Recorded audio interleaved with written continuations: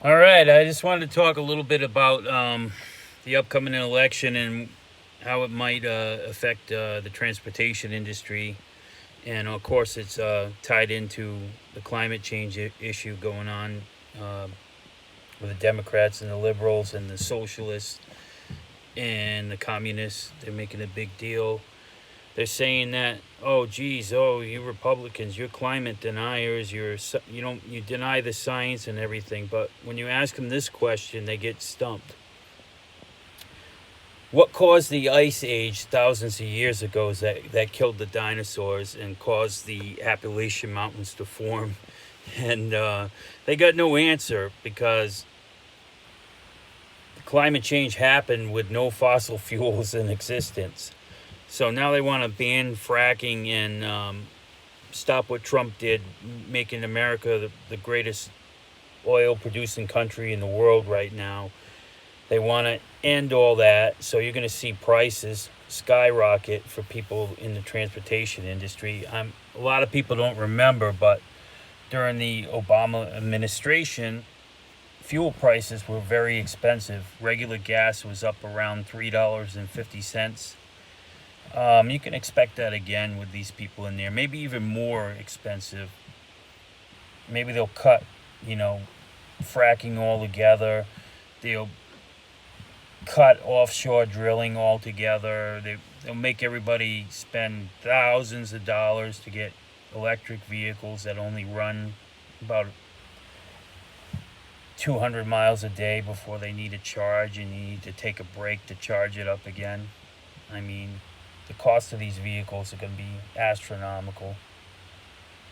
Um, they have no answer when you when you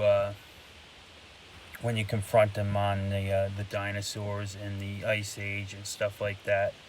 They just like try to pretend that like that didn't exist, and everything wrong with the planet has to do with trucking, diesel, oil and gas, and fossil fuels and coal. It's all that caused, you know, the bit of climate change we're having. Oh yeah, and we've never had like tornadoes and hurricanes and stuff like that in the past. I mean, I believe the Earth goes in cycles, and the climate changes naturally. And I don't believe we're meant to be here forever. You know, I think we're going to be wiped out, and there's going to be a new life form on this planet. Everything's going to change eventually, but it's probably not going to be in any of our lifetimes. It'll probably be 1,000 years from now or something like that. But to Democrats, science is whatever somebody says, some senator says, or some former vice president, whatever he says, and automatically that's science. When you really need to realize science is forming hypothesis on experiments and retesting over and over again, and it's not just because you're a Democrat or a liberal or a socialist and you say something and automatically we need to take it as science. That's not denying science. Science is a form of hypothesis, experience, experiments, and tests. And there has to be many of them before it becomes science. It's just not science automatically. Now, I'm not saying that the oceans aren't rising or whatever. I believe, like I said, I believe it goes in cycles, but it's not worth spending millions of taxpayer dollars on it because there's nothing they can do about it. And shutting down trucks and fossil fuel vehicles and coal, electricity, and stuff like that, it's just gonna cost thousands and thousands of jobs. It's gonna cause mass destruction in the country, and so many people are gonna be out of work. And just like Mr. Biden says, he says that Trump stole Obama's good blossoming economy, but I remember my mother reading me articles about MBA students graduating from university and they could not find jobs during the Obama administration. GDP growth was less than 1%. on average during the entire administration. Um, Health insurance, I had Obamacare for a while. That was too expensive to afford. It was horrible. Um, I had to pay a $5,000 deductible before any of the $400 a month I was spending would kick in to cover any of my hospital or medical expenses, which is a complete waste of time, waste of money.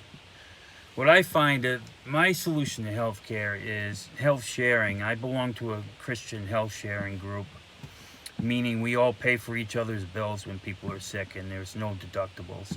I believe the government should get out of healthcare altogether, which means killing Obamacare and not getting involved. If you can't afford regular insurance, health sharing is not an insurance. It's just a group of people that care for each other, and we don't really know each other, but we pool all our money together, and we pay each other's medical expenses, and I think that's a more viable form of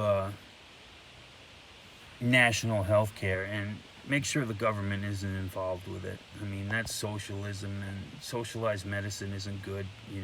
Anybody gets sick, really sick in Canada, they come here to the U.S. to get, to see the best doctors in the world, and I believe that socialized medicine will destroy our healthcare system. So that was my rant for today. Like I said, your vote on November 3rd is greatly going to affect your bottom line, and it's also going to affect other truckers and van drivers and expediting, final mile, and courier service. LTL and long haul trucking will all be affected by who's elected on November 3rd. All right. Take care, bud.